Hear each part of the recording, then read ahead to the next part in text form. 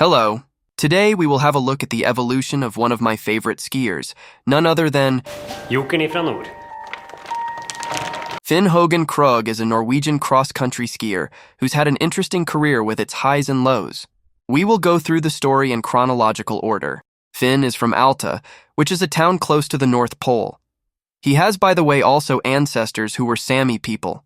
He is born in 1990 and got into the spotlight in the early 2010s as a very fast skating specialist who was an excellent sprinter, but he was also exceptional in distance races that weren't too long. This guy is known for being a very talented skier, and according to many people, he wasn't able to reach his true potential. Finn grew up on a farm and was a versatile and active sports boy who was talented in several sports including football, but his genetics were even better suited for cross-country skiing.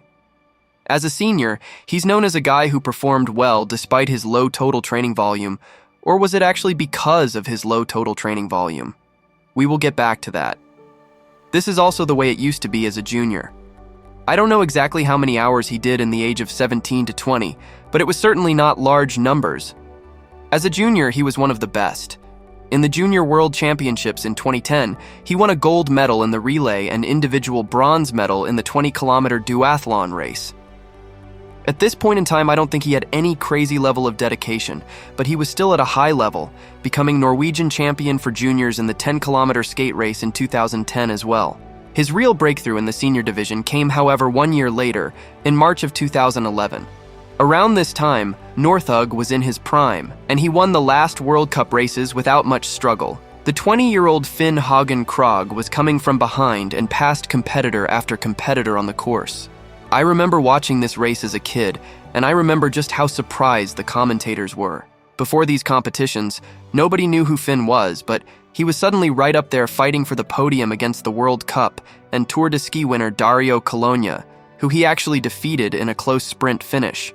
Nobody saw this coming, and at that exact moment, we all knew that a new star was born. However, he was not able to meet people's expectations the following year. I don't know the exact reason for that, but anyway, the 2011-2012 season became a disappointment. But the guy was still young, and he had a lot of unfulfilled potential. His second breakthrough, if we can call it, came in the Tour de Ski in January of 2013. In this sprint race, he was truly on fire and was able to achieve his first World Cup victory. Let's take a look at the final 100 meters. Men pass dere, Pellegrino han lynrask, han kan fortsatt hente dette. Ja, men det Finn Hågen nå, det ingen som tar Finn Hågen her. Nei, han klemmer til oppover oppløpet, og når Petter Northug blir slått ut, så står Finn Hågen Krogh fram og tar sin første internasjonale seier. Du verden!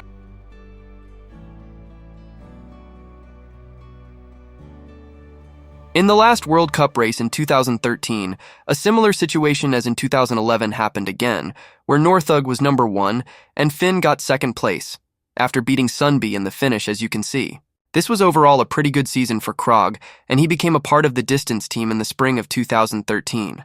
This was, however, a huge mistake, as Finn never was the guy with the highest training tolerance. As he has said himself, when he became a part of this team, he got too much influence from guys like Sundby who pushed him into working harder, which he was not able to tolerate and adapt from.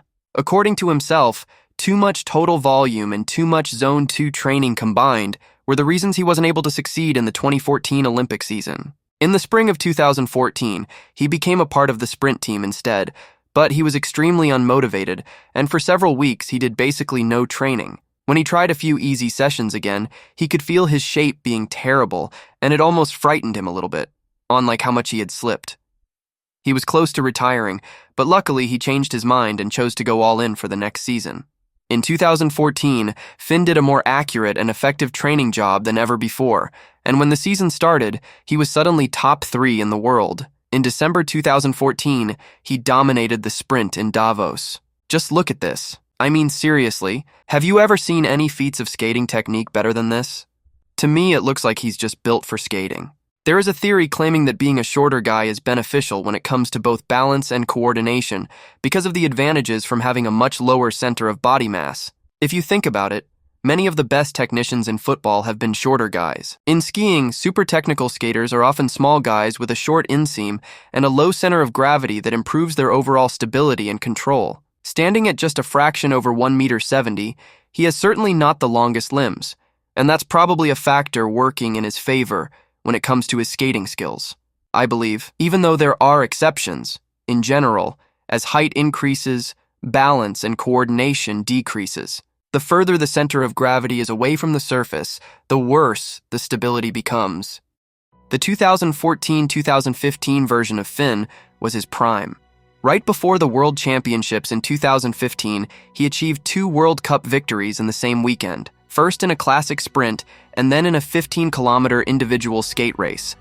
In Falun 2015, he got a 5th place in the 15-kilometer individual skate race, and in the sprint relay he became world champion together with Northug after both performing at their absolute best. He also won the overall sprint World Cup title in the 2014-2015 season, so at this point in time, he had truly climbed to the highest level of the sport. Finn Hågen had now found the perfect balance between training and recovery, and the next year he managed to deliver once again. In the Relay and World Cup Lillehammer in late 2015, Norway had 2 teams that were the 2 fastest, actually. Northug was on team number 1, while Krogh was on team number 2. Northug started with a small lead, and instead of letting Finn close the gap so they could let the result be decided through a sprint as he normally does, he instead continued pushing consistently hard throughout the whole race to deny Finn getting contact. I mean, that even the king of sprint finishes himself, respected Finn's sprinting ability so much that he was genuinely scared of getting into a close sprint duel says enough. Finn achieved 2nd place in the Tour de Ski in 2016. During the tour, he had an astonishing performance on a 10-kilometer skate race where he beat Sundby, which, as most of you probably know, not many people managed to do in 2016. Look at this. This is absolute world-class skating, and it's just a pleasure to watch. Han går seg inn I kampen om en pallplass igjen, til tross for alle ulene. Han I superform. Hågen Krogh, han knuser Magnificat på slutten. Han 14 sekunder foran. 2015-2016 was a season Krogh had a very consistent performance, always up there fighting for the podium, and he also became Norwegian sprint champion in 2016.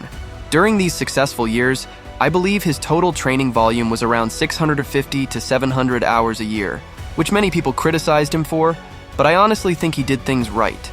Because some guys just aren't meant to be doing crazy amounts of hours. You need to do what is right for you, regardless of what everyone else is doing. I admire Finn for not caring about what other people said, just following his own convictions without having a sheep mentality. He had, by the way, also a remarkably high maximal oxygen uptake, which according to an old article I've read, was around 85-86. In December 2016, Finn Hågen achieved his last World Cup victory when he beat Sundby in a sprint finish. However, what he truly will be remembered for is something that happened a few months later. In the World Championships in 2017, he got a 4th place in the sprint, achieved a bronze medal in the duathlon, but the most legendary race he's ever done was the relay a few days later. In Northug's absence, Finn Hågen was the man to carry out the last leg of the relay. Sundby performed a good 3rd leg, which gave Norway a lead of 17 seconds. Many people thought Ustiugov would be able to make up for this lead. However, that was not what happened, as he never managed to get all the way up, and it became a real thriller where the Russian kept getting a little closer and then being a little further away again. I hardly think I can remember watching such an exciting sports event in my entire life. It was warm that day, with tracks full of deep snow and challenging conditions, which was probably an advantage for the lighter man compared to the much heavier Russian. His technique was also perfectly suited for these conditions. It was incredibly impressive how he managed to be calm and calculated in this situation, do the right thing, and secure the gold medal for Norway. This is one of the greatest moments I can remember in cross-country skiing. Han kommer fort inn I bakken her hos Ustiugov. Ikke sent, ikke ta noe for Kom gitt. igjen nå, Finn! Kom igjen nå! Kom igjen, Finn! Nå må du jobbe! Kom igjen! Kom igjen! Kom igjen! Det 10 sekunder! Og det nok! Det skal være nok for Finn Hågen Krogh! Men det holdt så vidt det var. Inn I siste sving. Bare å finne veien til mål. Ustiugov gir seg ikke nå heller, men nå det bare oppløp igjen for Finn Hågen Krogh. Det blir norske seier. Den 9. strake VM-seieren. Finn Hågen Krogh gjør som Northug, som Alsgaard. Og leverer på siste etappe. For en seier! Han vinner maktkampen mot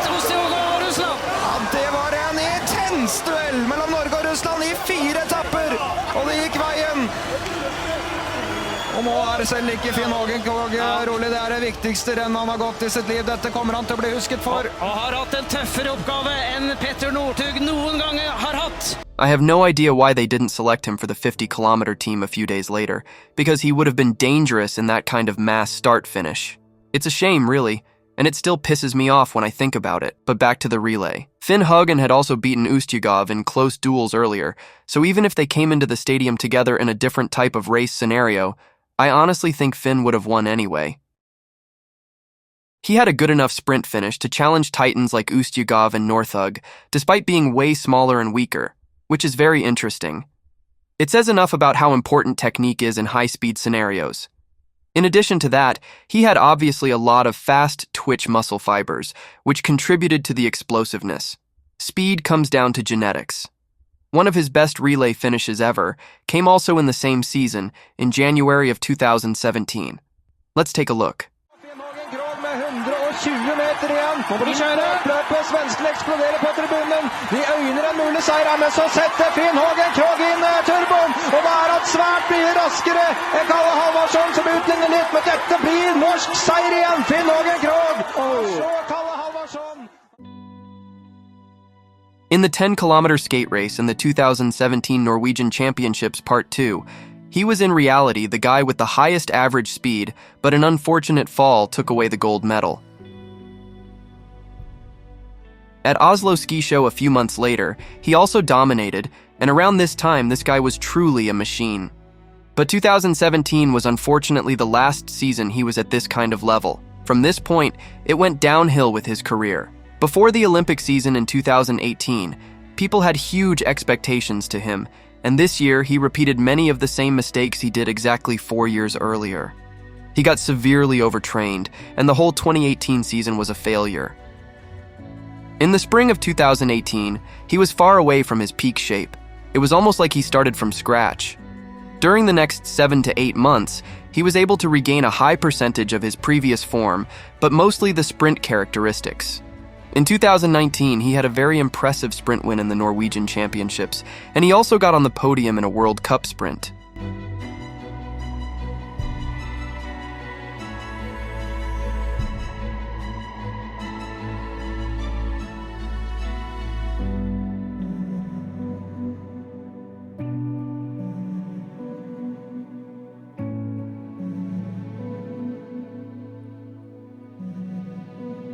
When the 2019-2020 season started, he was surprisingly enough just further away from his peak shape, instead of being closer to his peak shape.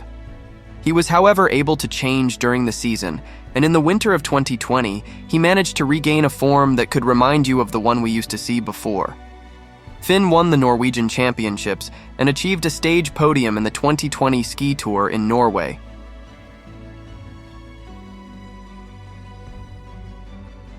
After 2020, he has unfortunately not been able to compete at the highest level anymore. He has done okay in a few sprint races, but since 2021, he hasn't competed in the World Cup, and it hasn't been much to cheer about. Finn is still active and competes in the Norwegian and Scandinavian Cup, which are a few levels below the World Cup. He says he is trying to qualify for the World Championships in Trondheim this upcoming season. It looked like his chances were slim, but in the 2024 Norwegian Championships Part 2, we saw glimpses of old greatness in the 50-kilometer skate race, where he achieved a 4th place. This doesn't mean his chances are high, but at least it proves that he is still somewhere in the vicinity of a solid physical condition. Finn Hågen Krogh is one of my favorite skiers of all time, and he used to be one of my heroes when I was younger. I would absolutely loved if he qualified for the World Championships, even though realistically speaking, his chances are of course small. Regardless, he will be remembered as a great athlete who, as he has quoted himself, just was meant to be a cross-country skier. His skating and overall technical prowess have inspired me a lot, and the legendary relay from 2017 will be in the skiing history books forever. Thank you so much for watching, and make sure to like and subscribe.